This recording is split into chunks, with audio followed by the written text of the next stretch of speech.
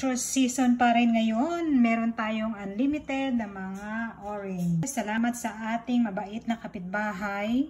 So, i-slice natin ito. Let's see how many juice ang magagawa natin. Try natin tong 12 orange. Wow, look at that.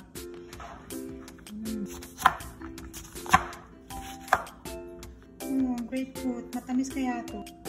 Okay guys, ito na siya. Dito naman iba't ibang klase ng oranges.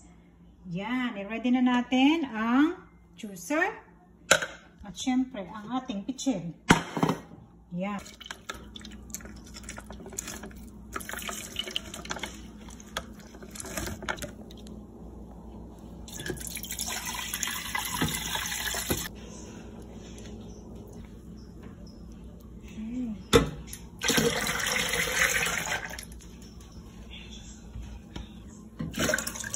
Yes!